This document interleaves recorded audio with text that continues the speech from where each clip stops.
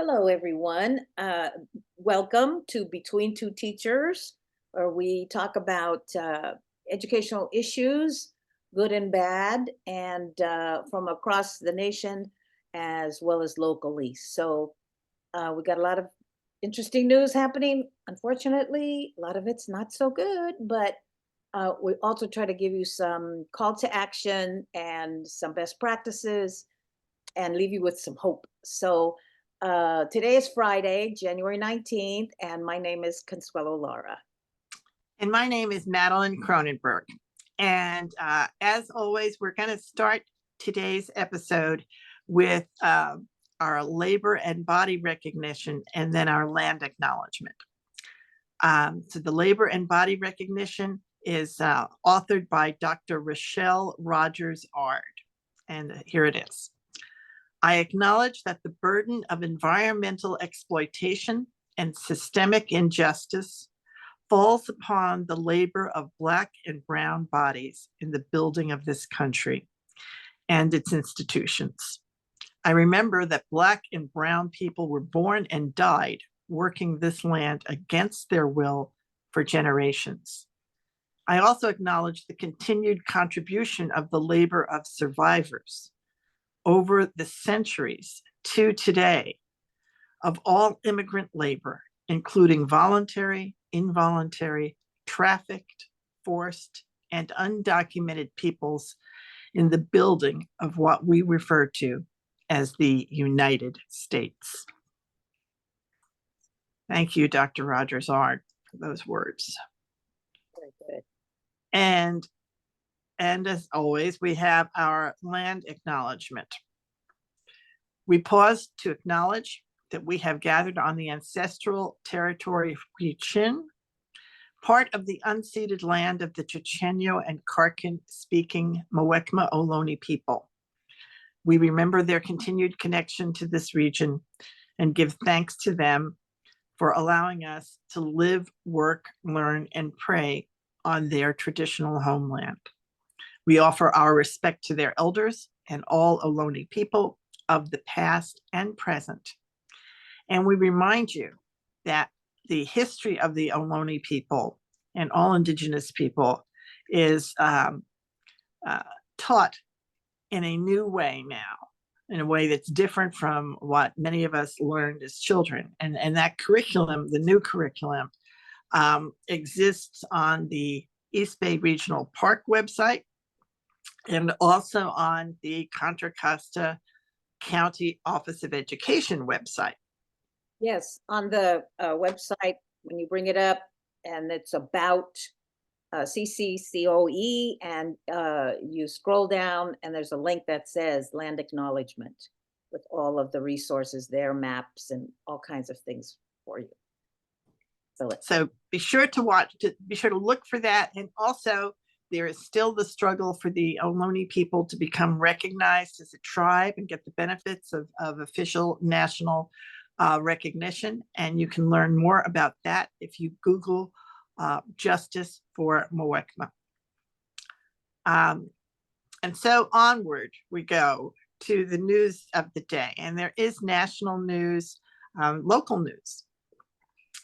The national news that came to our attention was, first of all, the issue of how many superintendents are leaving their jobs.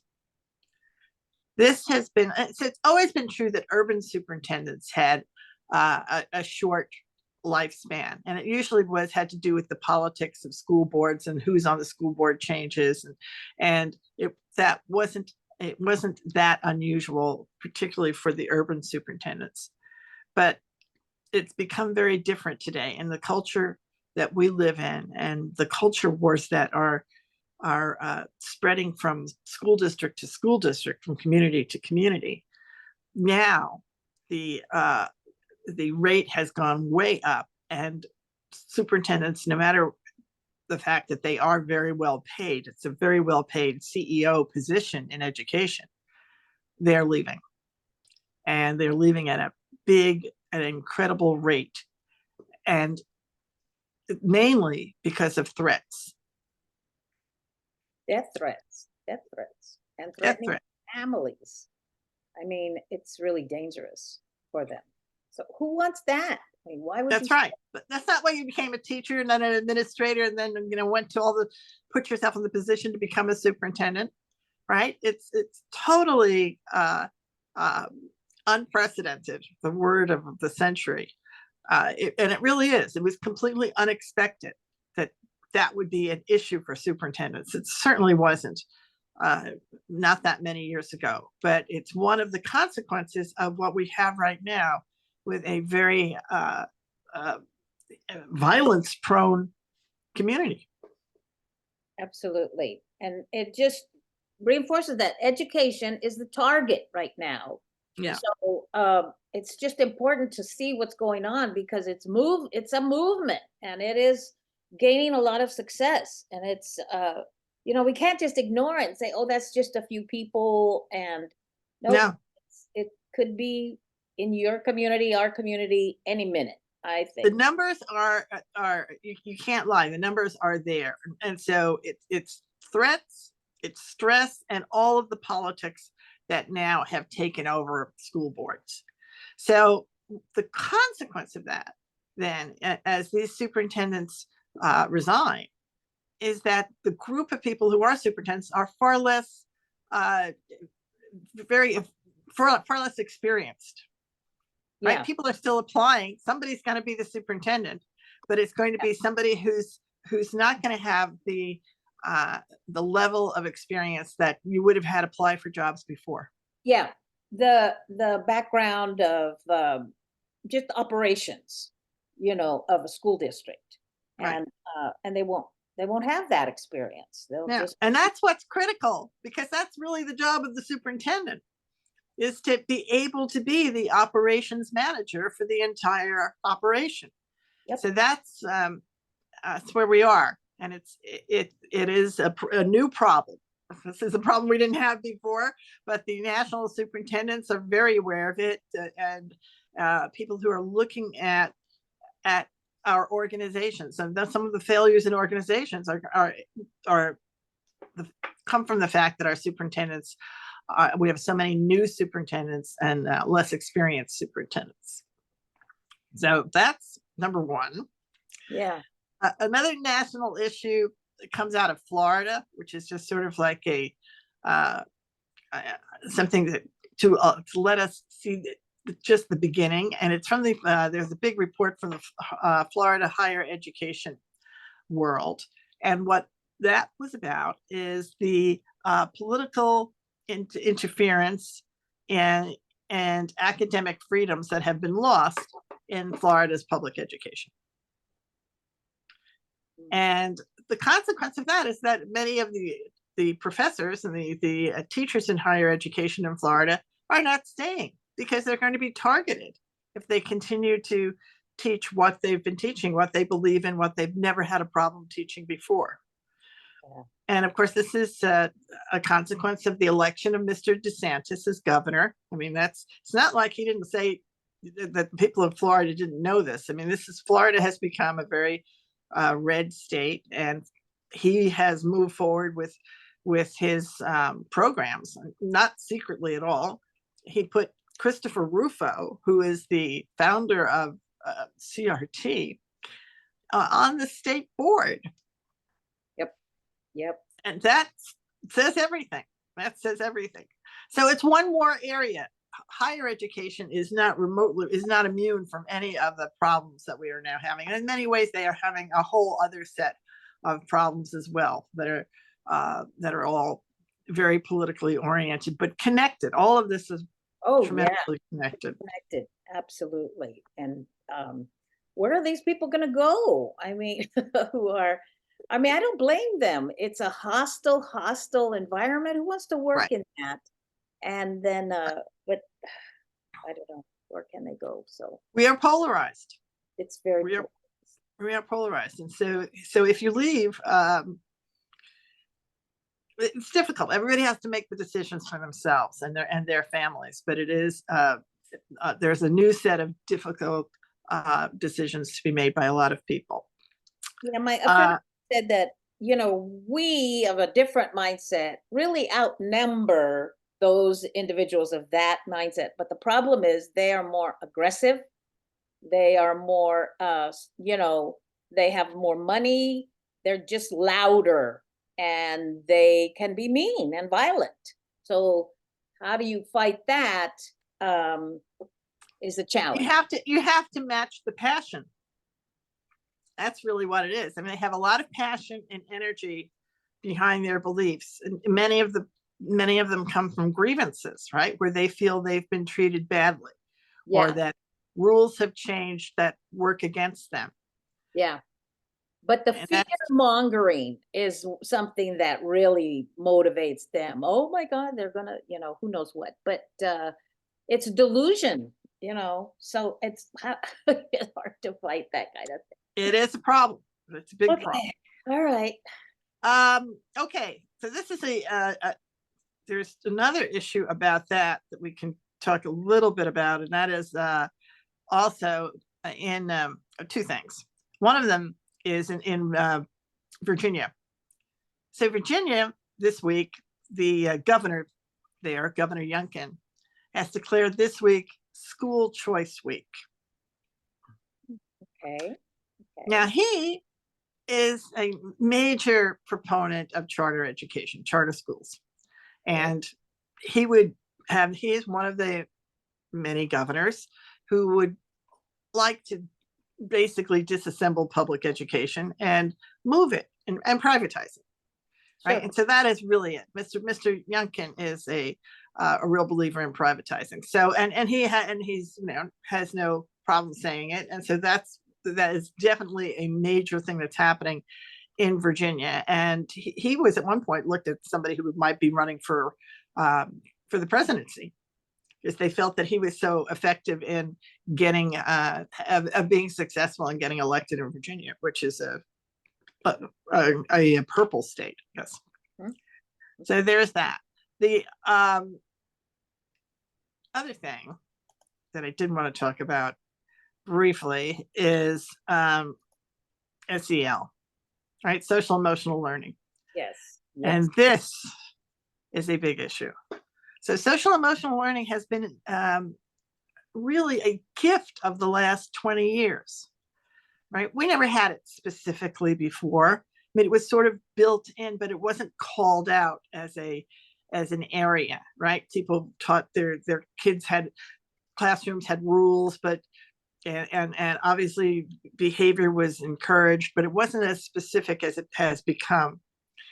And over the years, social emotional learning has reached the point where it even has a collaborative for academic, social, and emotional learning, right? Where there's an emphasis on teaching children the competencies of self-management, social awareness, self-awareness, relationship skills, and responsible decision-making. Right? Doesn't seem like you should be against that. Right? Yeah. Those are the main skills children need to learn. Yeah. In order to be ready to do their academic learning. Yeah. Yeah. Exactly. Well, they're trying to eliminate them. And in 8 different states, Idaho, Iowa, Maine, Montana, Oklahoma, North Dakota, there were bills to limit or to completely ban the teaching of those skills. Jeez. Oh, that's a lot. That's a lot to take in. It is a lot to take in, to really understand that is what is happening. And so what's happened is there has been such a bundling of these skills are the doorway to CRT. There is it's totally absurd. But you talk about, we live in a world of fake news and confusion. People are very confused, and so they're told this and they believe it. So you have groups like Parents Defending Education, Moms for Liberty, the Manhattan Institute, the American Enterprise Institute. All of them are against SEL, social emotional learning.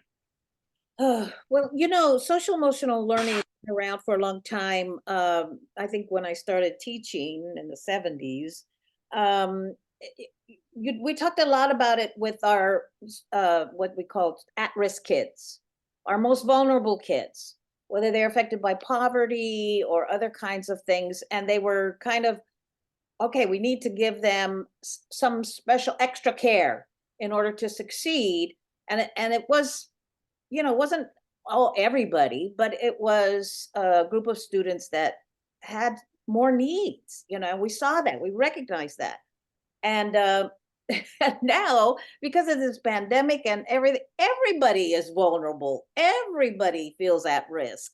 And so it is something we need to have it ingrained in everything. We talk about the social emotional well-being in a classroom, social emotional teaching, social emotional learning. It's very important. And because a child can't learn if they are, you know, dealing with so much outside. So we need to be aware of all of that. And the fact that somebody would attack that is ridiculous to me. It's Just just stunning to me. I mean, these 5 competencies, this is so self-management. Isn't that what the whole thing you want your children to come and learn how to manage their own feelings, how to manage themselves? How could you be against that? Social awareness, the people around you, self-awareness, feeling your own feelings within you, and relationship skills and responsible decision making. It's stunning to me that we're having a conversation saying these are not important. basically empathy. Yes, Basically empathy. right. For yourself and others, Ugh. right? And I remember when my kids were in like a second and third grade, there were all sorts of programs. They weren't called SEL then because the term hadn't been coined. But I remember the one that was called Tribes. Yes, I This taught is that. exactly what they taught, That's exactly it. to make the Circles. class a tribe. Yes, tribes. Right. Oh, And yeah. that was incredibly successful. And the teachers that really put the energy into doing that, they had all the time in the world to teach because none of these other problems came up. Right. They had a mechanism to deal with problems with self-regulation and having students give grace to other students and being able to name that and call it out. So Yeah, we anyway, also had a curriculum called values clarification, which was really great. What do you that's value? or And toolbox. uh, Toolbox is another one, right? So there are yes, many of these out there that work. They all work. And so to say that the only way you're going to keep those pieces of curriculum out of the classroom is to make it illegal. So they're going to make it illegal. yeah, so crazy. So we'll continue to talk about this. The group that is formed against it is called Leading with SEL, a coalition. And in this coalition are dozens of organizations, including the American Psychological Association, the School Social Work Association of America, the National Parent Teacher Association, and the School Superintendents Association, among others. So these are all things that we can pay attention to. The other piece of just it's now we just get to interesting newsy piece. An interesting newsy piece, very briefly, is Governor Newsom's decision to support tackle football. Right, there's a bill to eliminate tackle football in California, and Governor Newsom is not going to support eliminating tackle football in California, and he has made that very clear to anybody who wanted to know. He will veto the bill because he feels that football is a choice, and the families that want to have football in schools can have it. They can make that choice, and if you didn't want to make the choice, you make another choice. You do other things with your children. And we're not at the point yet where, although there are many people who think it's dangerous and that it's for many different reasons and it's unfair and has all sorts of negative implications, it's not going to be removed in California under Governor Newsom. And I'm not sure that there's any state that actually has gotten to the point where they're looking at banning tackle football. But it's its own issue. The only other thing I did want to bring up was that locally we had a very effective community budget forum, and I've put a link to the Zoom recording of the last one that they had. There's also going to be another one this coming week. So for those of you who are interested in the West Contra Costa budget, you can look at that and get a really clear explanation of why we're in the situation we're in West Contra Costa, and what various opportunities are and plans are to get us out of it. And there's a school board member, trustee Smith Foles, who has posted it on her Facebook page, and you can see it there. And she is very responsive. If you have questions or concerns or comments about it, you can message her and she will get back to you and address those issues for you. She will, and she's the board president right now. She is now the board president. So it's also posted on our Facebook page, on my personal Facebook page. I'll post it, or you can take it and post it on your Facebook page so that people can find it, right? Otherwise, and I'm sure it's on the district website, although I couldn't actually find it on the district website, so I'm not sure where it is over there. Okay. So there's that. Then the other thing I just wanted to give a shout out to the Labor Commission.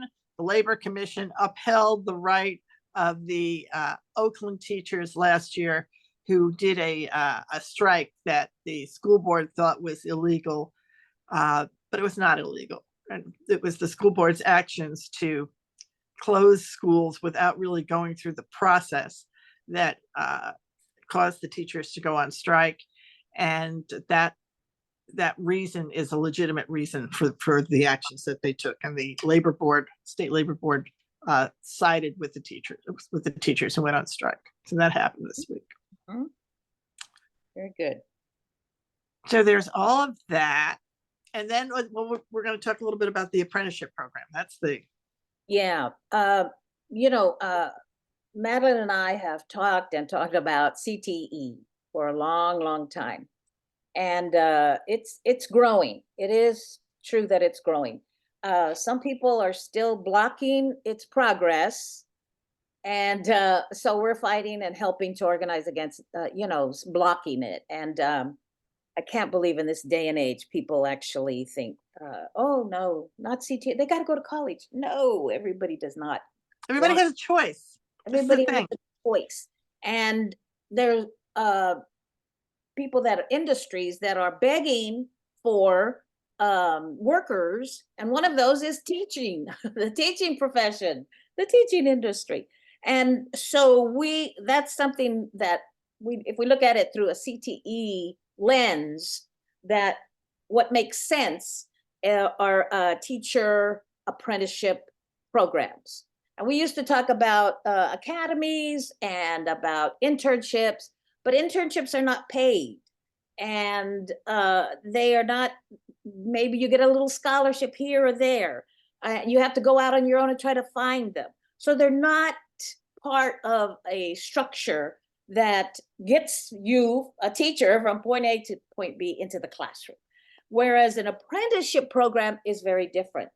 So, and the role that the community colleges can play is critical, because they're like the link from the high school to the college, to the four-year college. And they can prepare these students for college, but at the same time, the students could be working in the classroom, getting paid.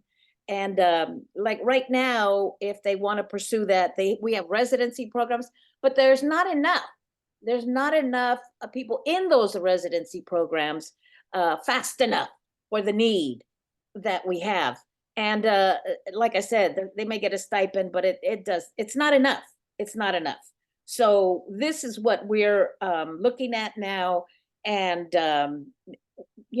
there needs to be more support financially for those students.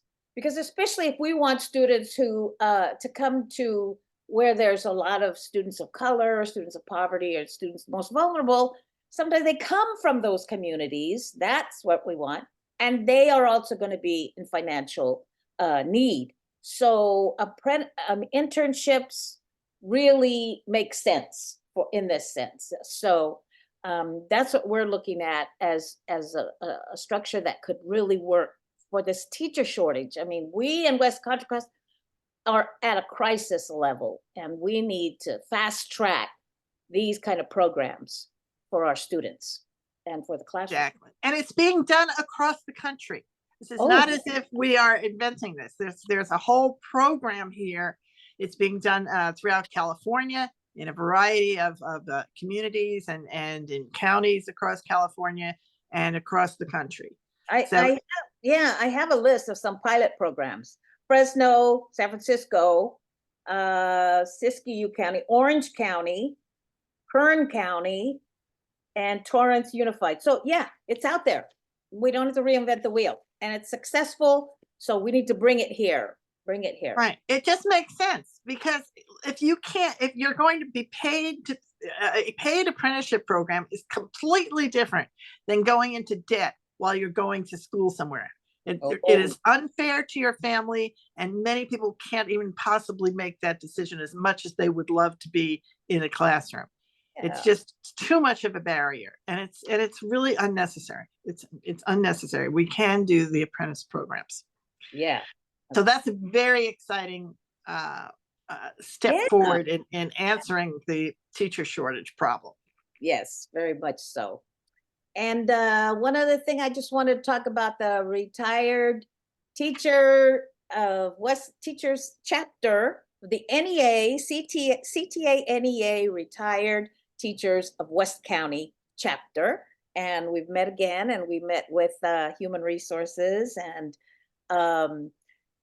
just this new bill, the number escapes me right now, but is making it so that retired teachers don't have to wait as long to substitute, and they also can get paid more. There's not that cap that it used to have. It's you can stay and substitute for a longer time. And here's another thing: if you have retired from West Contra Costa Unified School District and you go back and substitute in this district, your sub pay is actually per diem. So that's very different than getting paid. The per diem that you had when you retired, that per diem, not the per diem that's listed for subs. No. So there is a per diem for subs, at whatever it is, at $100 or $200 a day. I forget whatever that is. But that's not what you were making if you had been in the district for many years and recently retired.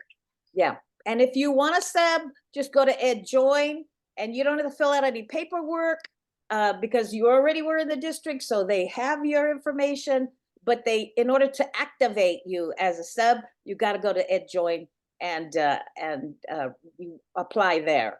So here's hoping we get some more retired teachers into our schools. So absolutely. And the great news is barriers are being taken away. The barriers that were there before, reasons to not do it, are diminishing. So we really do hope, and there are many reasons. I mean, the community schools, there are people who would like to put programs together to have the teachers in the community schools be trained in the community school system. So pull a group of teachers out of a school, but they need a cohort of subs to come in to support the kids while those teachers are being trained. That's it. And we can do it. We just need to, everybody needs to know what the opportunities are and the reasons why it's important to step in and be part of the solution. Very good. And our final one takes us to our shout out. Where is I actually have a picture. Let's see if I can find it. Here it is. You see that? This is our new favorite assembly bill. This is Assembly Bill 1805. And this assembly bill is going to impact curriculum. And the impact it's going to have, let's see if I can move this. No, I can't. The impact it's going to have is it's going to bring in as a requirement in the social studies curriculum lessons on the Mendez case. And the Mendez case is the case that desegregated education in California, long before Brown versus, before the Brown versus Board of Education, was Mendez versus Orange County Education. Yep, many years ago. So look that up. It's so important. So It is such a big deal. And so this is it. If once Assembly Bill 1805 is passed, which we certainly hope it will be, we can, it will be part of the curriculum, and all of the students in California will know the efforts of the Mendez family. This in 1943, they began it in 1947. Then Governor Earl Warren of California signed the bills and eliminated segregation in public schools in California. It's a giant step forward, giant step. And I will also give a shout out to, where are they? Oops. The fact that this was done by two, there we go, let's see if I got it. By a Republican and a Democrat, right? It's introduced by Assembly Member Ta, Mr. Tri Ta, who used to be he's a Republican, and he was the mayor of Westminster, which is the community that where the Mendez family lived. And so Mr. Ta is now Assembly Member, and he's the introduced the bill, but his co-sponsor, co-author is Senator Umberg, who is the Democrat from that area. So this is, the great thing is that this is a bipartisan bill. Yeah, absolutely. Right? And this is an example of how we can work together. Yeah, for sure. And our call to action, so support this, reach out, and we want this to pass. 1805, folks, bring it to whatever organizations you're in. Just make sure that there's a groundswell of support for Assembly Bill 1805. There shouldn't be anybody opposing 1805, which simply tells one of the best stories in California history. It's a really positive thing. So with that, I think we're going to close. I also have one more. Oh, I got it.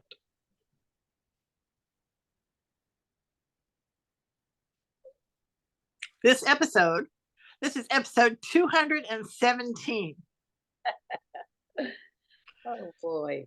Yeah, 217 episodes of Between Two Teachers. So we'll say goodbye until next time on Between Two Teachers. Bye-bye.